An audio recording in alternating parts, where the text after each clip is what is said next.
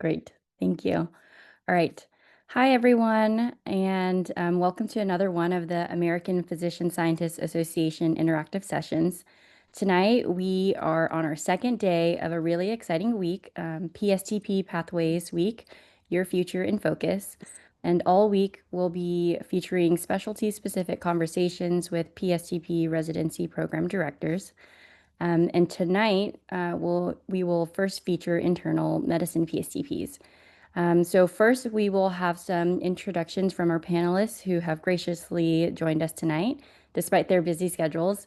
And then I will call on y'all one by one. And so first, we have Dr. Barron. Great. Brief introduction or start the slides or? You can do intro and slides. Yep. Perfect. Great. I'm Becky Barron. I'm the PSTP equivalent director of internal medicine residency program at Brigham and Women's Hospital in Boston. I'm a physician investigator. I'm a pulmonary critical care attending in the medical ICU, and my research interests are sepsis and lung injury, translation, preclinical and clinical studies. And I have been in this role now 11 years, and I've really, thank you for including me and for coming tonight. I've really enjoyed these sessions, and most of all, I really have enjoyed working with other PSTP directors over the years and forums like this and hearing about um, all the different really interesting things that go on in so many programs across the country. So each of us has some slides, and I just started with a few remarks about my view of the overview of PSTP type programs, and I look forward to hearing my colleagues' impression of those. And I will say this is similar to a presentation that I did with another UCLA physician investigator, Olu Ajijola, a number of years ago. So I'm stealing some of what he and I had spoken about a number of years ago. But just as a very quick overview, you all may be on varying different points in your journey of looking into PSTP programs, but if you've seen one, you've seen one. They're all very different. And so that's my main message to you tonight. Obviously, I love my program, and each of us will tell you why we love our programs. But my main message to you from having seen these types of different pathways is every single program is different.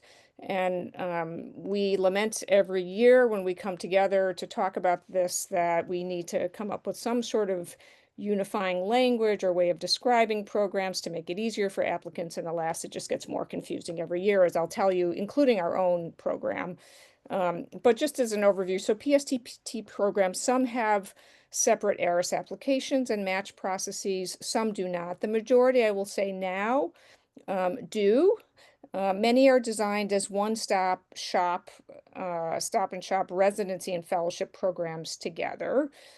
Usually 2 years, sometimes 3, of internal medicine residency, the 2-year plus fellowship, or just 2 years of residency, even without a guaranteed fellowship, is the ABIM short tracker pathway. If a resident does only 2 years of medicine, then in their fellowship, they are required to have an extra year to be ABIM qualified. The different programs are different in this regard in terms of whether you commit to a particular fellowship upfront. And that's important to understand. What are you signing up for if you join a specific PSTP? In many of these programs, you will be interviewing simultaneously for residency and fellowship. Some applicants find that's great, one-stop shopping, as I just mentioned, and others are a little bit daunted by choosing your career path as a graduate student. And again, there's no right or wrong. It's just each program is different. In some places, when you're interviewing for PSTP, you're automatically interviewing for categorical as well. But again, every program is different. Some PSTP programs have over umbrella involvement in both residency and fellowship and have programming through fellowship.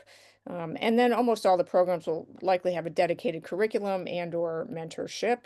Our program, for many, many years, as I'll tell you, had an ABIM short tracker option.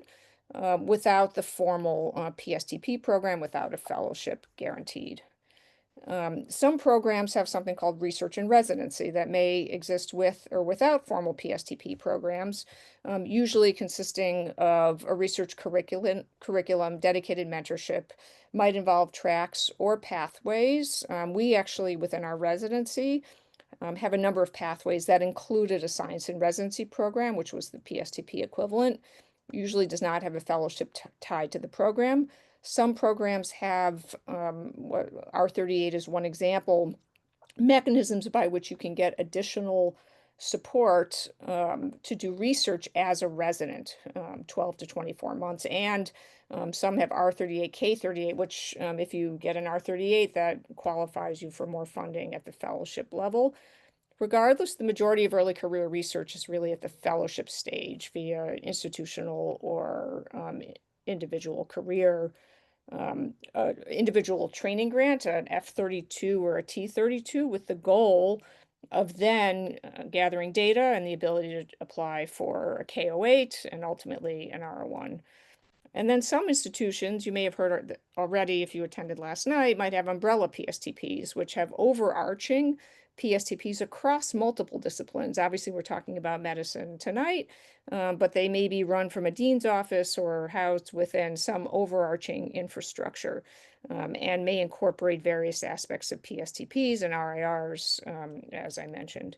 So quickly about our program at Brigham and Women's Hospital. So we are really lucky. We have a huge environment for physician scientists, and it was actually our program 50 years ago or so that created the ABIM Short Tracker program. It was appreciated that many people were interested in getting back to the lab. They would do 2 years of medicine through the ABIM, then be eligible to sit for medicine boards, and then would go on to their fellowship. And that's been our process. We had everybody apply to categorical. People could choose whether they're short track or not. And then if they chose to short track, they would do the ABIM short tracker program. If not, they would stay for 3 years and they would have the same curriculum. For the first time this year, we are going to have a separate match for a PSTP type program, where we will have 8 who will be guaranteed short tracking, and others will still have access to the same 3-year science and residency curriculum, but will not have short tracking options guaranteed. And for the reason for this is staffing issues during COVID, when we had a lot of short trackers and then residents had to be out, sometimes for 10 days with COVID, we had problems not knowing how many senior residents we would have. In our program, applicants who apply to PSTP will interview for PSTP and categorical, and then they can rank one or both programs.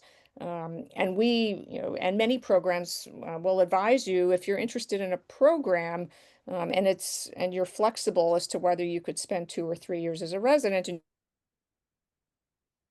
you like that environment and the scientific environment and the mentorship, um, then it might be a good idea to rank both a PSTP and a categorical program. Our program is one, and the majority of the Boston programs are like this. We have not and still are not able to guarantee fellowships. And I will say our curriculum has been in place for those who short track, for those who don't short track, and it's our plan to continue that with the goal of having maintaining this large physician investigator community. So my advice overall to you, for better or for worse, every program is different. Be sure you understand the details of each, flexibility or lack thereof. Talk to lots of people, residents, fellows, not just faculty, fellows, early and later stage, early career faculty, as well as the luminaries, because you want to understand what things are like, not only at the upper levels, but also on the ground. And what does support really mean? There are perks and support. I think the real question that's important to understand is, how does the institution support funding gaps? And that's, as everyone unfortunately can relate to now, is a huge and growing issue these days.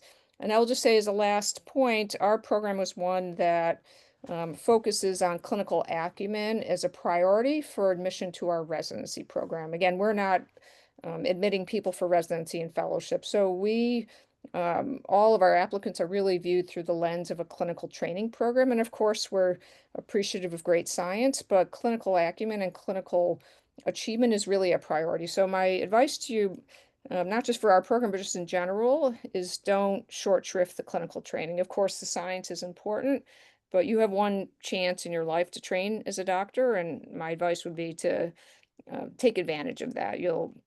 My line to our applicants is you have time for your Nobel Prize later. This is the time to get your clinical training. And this is a group of our science and residency residents at one of our recent gatherings. That's a beautiful view of Boston. If you look over to the left, you can see Fenway Park. So thank you very much. Great. Thank you, Dr. Barron. All right, next, Dr. Chang. Okay, thank you, Emily. That was an awesome overview, Dr. Barron. Do you really call them shorties and longies? That's what the residents want to call them this year. So Yeah, that's I'm awesome. only five. You can't tell I'm only 5'3", so I think they're mocking me by calling it short. So yeah. Great. Okay, well, let's see. Can you all see my screen here? So I actually have inherited leadership from Dr. Ajiola, who Dr. Barrett had mentioned. So my name's Quen Chang, and I'm one of the co-directors of the program here at UCLA. And we call our program STAR PSTP. And I'll talk a little bit more about our program and maybe highlight some of the differences with what Dr. Barron just shared. But I totally agree with her that every program is going to be a little bit different. No program is perfect. We all love our programs and designed it the way we think is best, but they all come with strengths and weaknesses. So I think that's something that you all hopefully will get a sense of today. I'll spend just maybe 2 slides to maybe try to pictorially illustrate, I think what Dr. Barron already said, but just so that we're all on the same page, typically if you were to go into internal medicine as a category resident with the intention of doing a subspecialty fellowship, this would more or less be your timeline. You would have 3 years of IM residency, and then depending on your subspecialty of choice, either 2 or 3 years of clinical training, after which you become faculty or private practice. For those of us who are in the physician scientist pathway, and here we are, I'm highlighting this short track pathway, which is what we offer at UCLA, and I think, as Dr. Barron mentioned, many places will offer as well. So here, then, you would be doing 2 years of internal medicine residency training, and then you would start fellowship a year early, and then you pay that back by having an extra year of fellowship. Typically, in your fellowship, the first year to 18 months is very intense clinical training, and then the last 2 to 3 years are almost all research. What I want to highlight a little bit here, though, is what happens after fellowship, because you only have 4 years of fellowship eligibility under the short track pathway. And then after that, ABIM says you're done and you actually can't be a fellow anymore. But for many of us, myself included, when I finished my fellowship, I was not really ready to apply competitively for KO8 award. I was really not ready to be on faculty. And so most places, including our institution, kind of buys you a little bit more dedicated research time through a clinical instructorship position. And this might have different titles at different places. But the idea is that you're not full-fledged faculty, but you're also not a fellow anymore. You are an attending on the clinical side, but really the goal here is to finish your research training. And really the goal throughout all of this is to get to the point where you are competitively applying for a career development award, such as an NIHK award, or if you're in the VA system, there are similar types of career development awards. And then and the goal, of course, is to obtain then a faculty position. And I want to just highlight a couple of aspects about this training pathway. As Dr. Barron said, these 2 years of internal medicine residency are really about your clinical training. And we advise our PSTP residents to not even really don't even try to do any research during these 2 years, because the goal here is to become not only a competent, but a fantastic clinician. And really the only kind of science you should be doing is meeting people, sort of maybe doing a little bit of literature reading just to stay on top of what's happening, but you're not going to be spending any time in the lab. At UCLA, just like I think in the Harvard system, this fast tracking is not required. If people want to do 3 years of residency, they're more than welcome to. During subspecialty training, as Dr. Barron mentioned, many institutions will guarantee fellowship match at the time of applying to residency. And then I'll talk more about this later, how we do this at UCLA, but for some of our trainees who maybe did not actually come in with an MD, PhD, we actually do offer PhD and master's degrees as part of this research training. Okay, what I want to really highlight here, though, is this last stage. And I think that what I want to say is this, what happens after fellowship has the greatest variability between institutions. And Dr. Barron mentioned this as well. A big question that you should ask as you go interview places is how are you going to get funded during this phase? Ideally, everybody after fellowship would have a K award, and that would be your funding. But that is actually really difficult to do, especially in this current funding climate. Um, so what happens here is highly variable and actually really important to your success, because what you don't want to do is finish fellowship, not have a K award, and then end up having to do 80% clinical time, because that will pretty much be the end of your research career. Okay, so that's kind of in broad strokes how how the PSTP training pathways generally work. And then I'll tell you guys a little bit about the UCLA program. So the first thing is we have beautiful sunsets even in December here at the beach. So these are some of our PSTP residents at a dinner. But the reason we call ourselves UCLA Star PSTP is because we are actually embedded within a program at UCLA called STAR, which is our way of training fellows. So this is actually not residency. This is the next stage. And STAR stands for Specialty Training and Advanced Research. And this is a program that has been in our department since 1993. So over the last 30 plus years, these are some statistics that we have on our website. We've trained over 235 graduates, and a remarkable 82% have gone on to pursue physician scientist careers. So 80-20 science careers. And about 75 or so percent have successfully obtained a K award. And what makes the STAR program really unique, I think, is that number one, it's really across the entire department. So regardless of what your specialty is, you're all part of this one unified physician scientist training program. And that creates a really strong sense of community. So at any given time, we probably have 40 or 50 fellows across all internal medicine subspecialties that are in training together. And then this is, I think, really a credit to the leadership at UCLA. For 30 years, we have guaranteed that we will pay the salaries and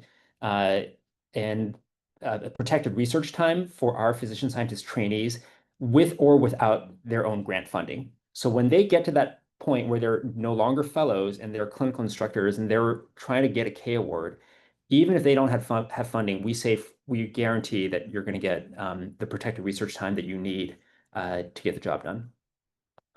And then that I think facilitates a transition to kind of to a faculty position at UCLA, and many of our STAR graduates stay with us as faculty. So at the residency level, then our UCLA STAR PSTP program, really we see it as just a funnel into the STAR program.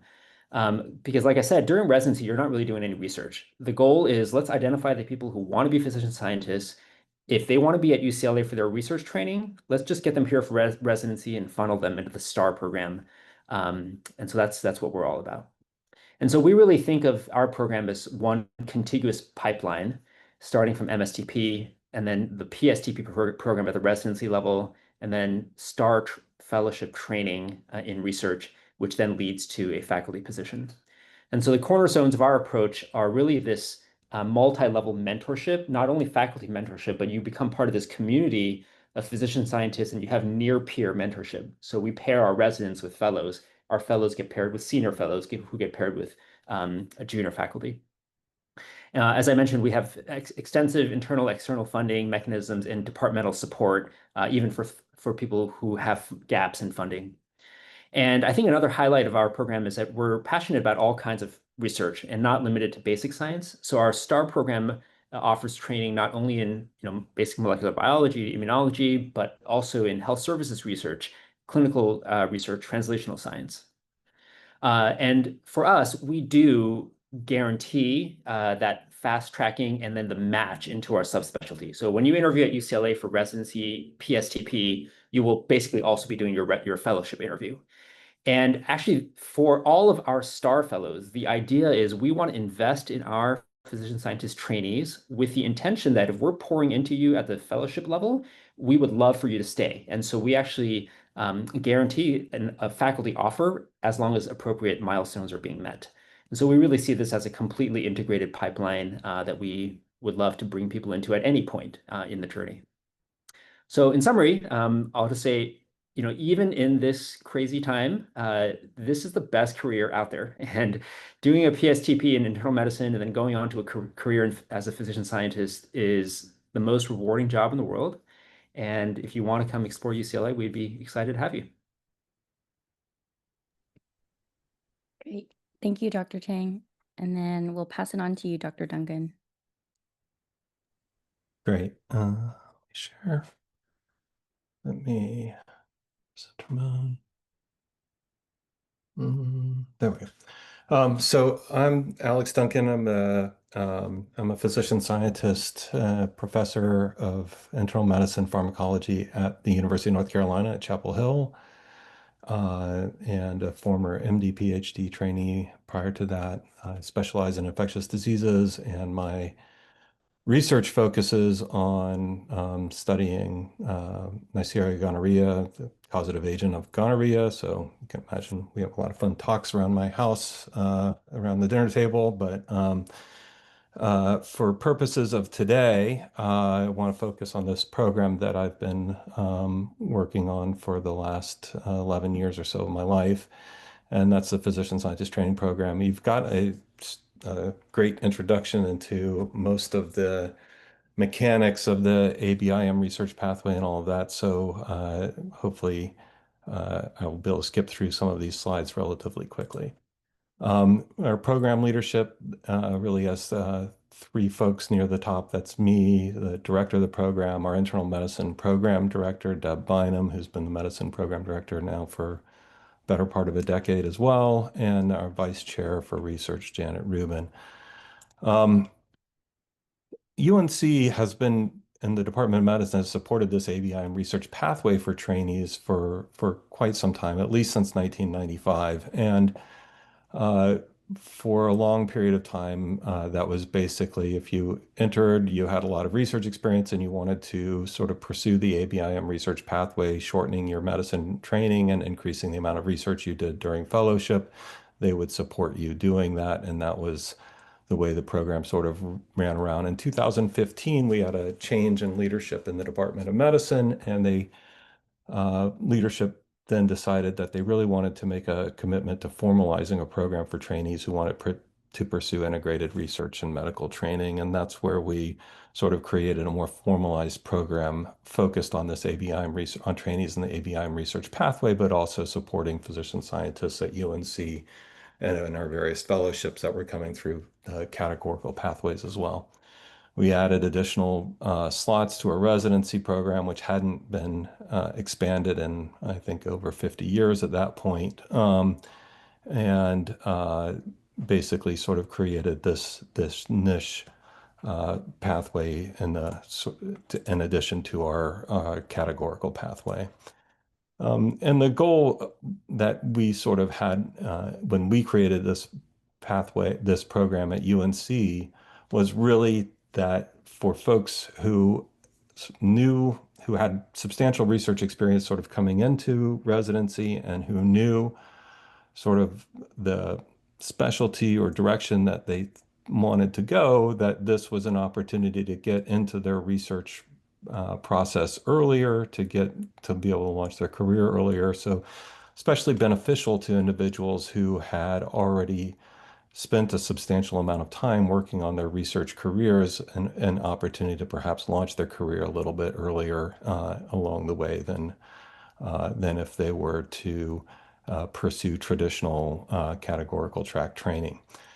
And like UCLA, and I think like almost every program that exists like this nowadays, one of the goals of these things is really to sort of create a pipeline to bring talent into into the institute at an early stage, and then hope to retain these individuals to sustain our own research mission by having these individuals stay on as faculty. And I think we've been very successful with that since this program's been established.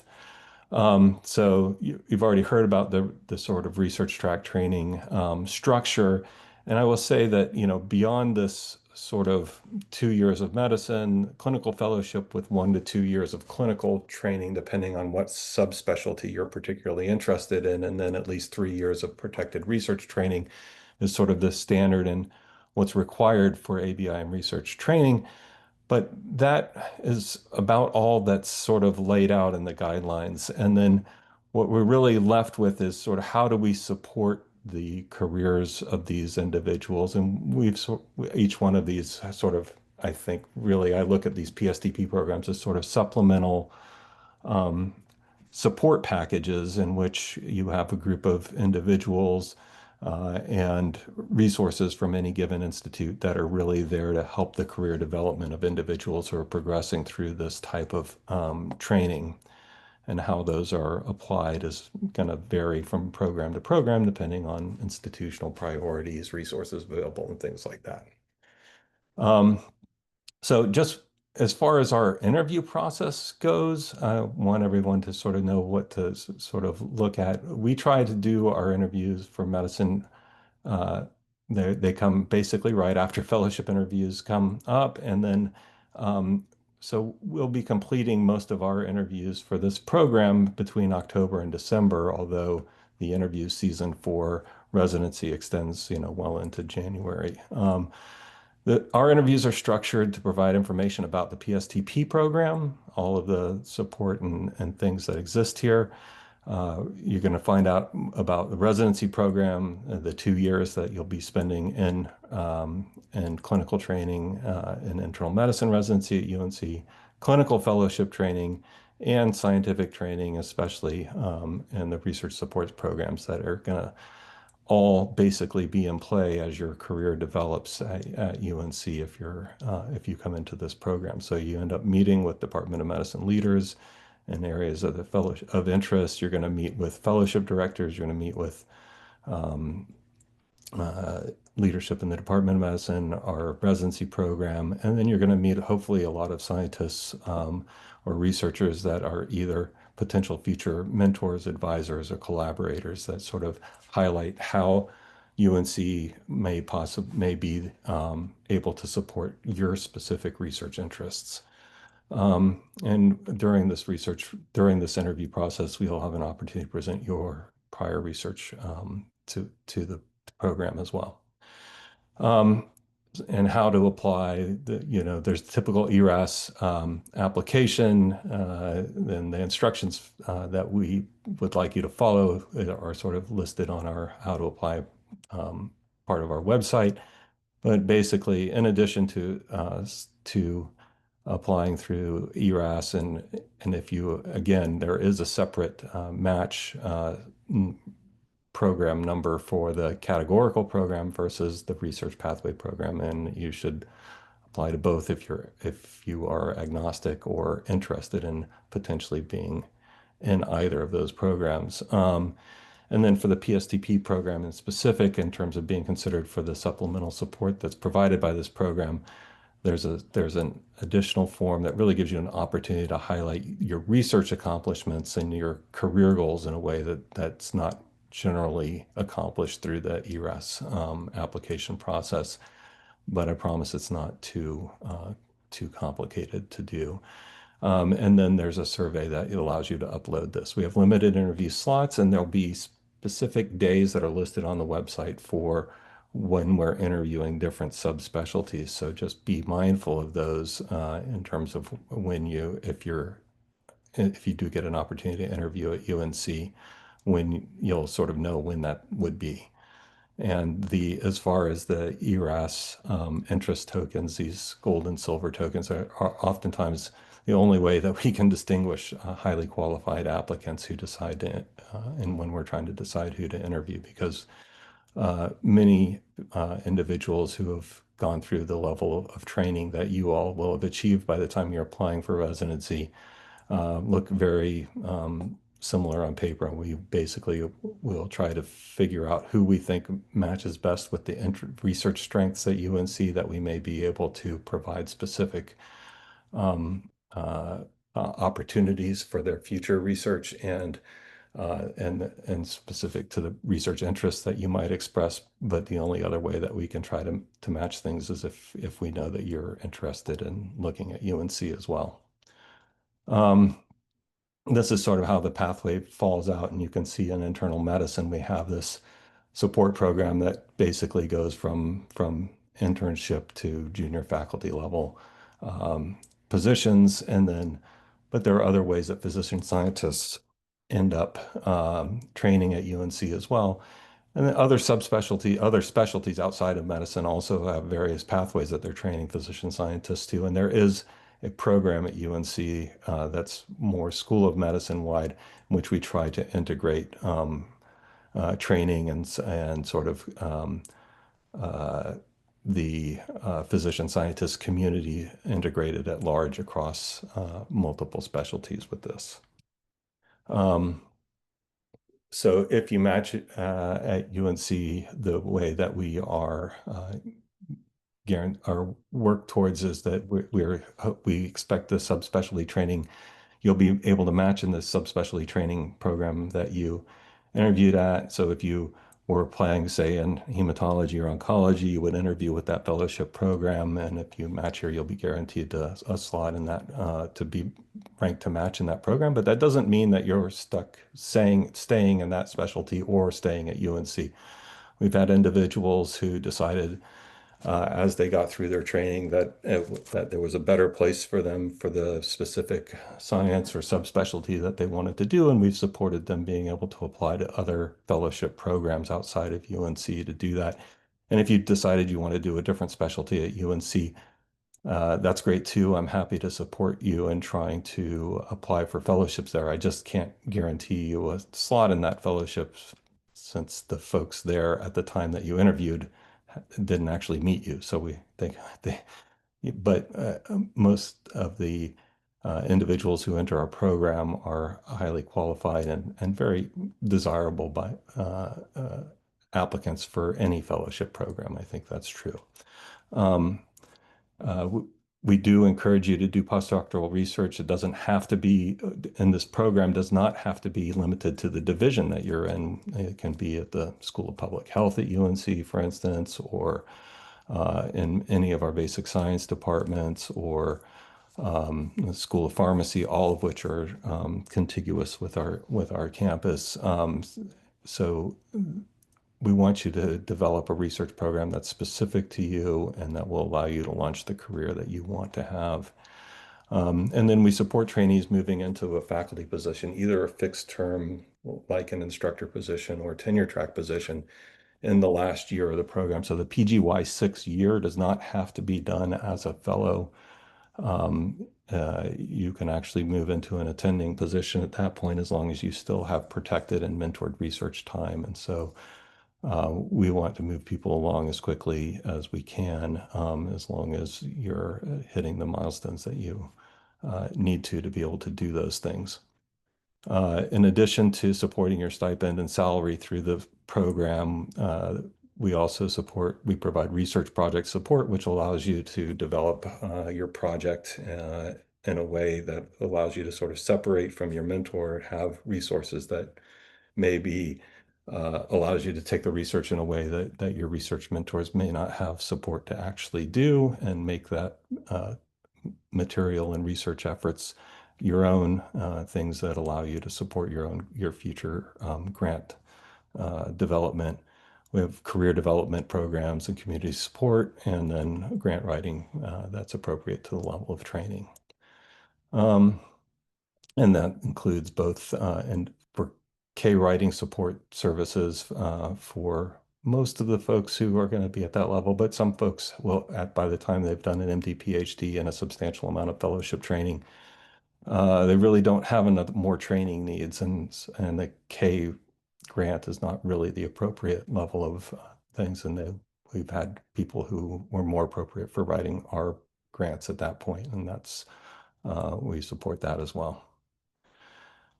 So that's sort of how this is structured. We've had folks basically supported through a large number of the different subspecialties, both in the pre-PSTP program era and then later uh, since we've had the PSTP program in place. You can see a large number of individuals who enter internal medicine and want to have careers as a physician scientist seem to gravitate towards hematology and oncology. I would encourage you to explore all options because all these other specialties need physician scientists in them as well. And sort of our outcomes, this is what folks have done sort of in the pre-PSTP era. And then since we started this program, we've had 9 individuals make it to PGY 6 at this point. So we are about 2 slots a year. 7 of those 9 individuals are tenure track assistant professors at UNC right now, and 2 of them are instructors. And funding outcomes for them, for those 9 individuals, include 1 individual with multiple R grants, 2 who are in internal K programs, 1 with a foundation career award that's about the equivalent size of a K award, and 2 who have current fundable K scores. So I think we've been very successful with individuals coming through this program so far. And again, I will have an opportunity to talk more about the program with anybody in the breakout rooms, but you can also reach out to me by email, and I'm very accessible. Great. Thank you for sharing. So we'll now transition into our breakout room so that y'all can connect directly with our speakers.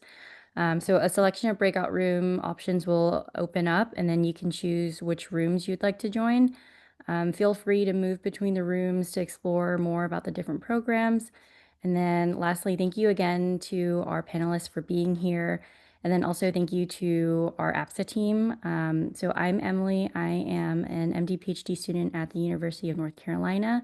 We also have Carrie Davidson, a student at Yale University, helping facilitate the breakout rooms. And then also Daniel Leach at Emory University, who is live tweeting our event. And with that, can we get the breakout rooms open? Great, they are. Right. Thank you.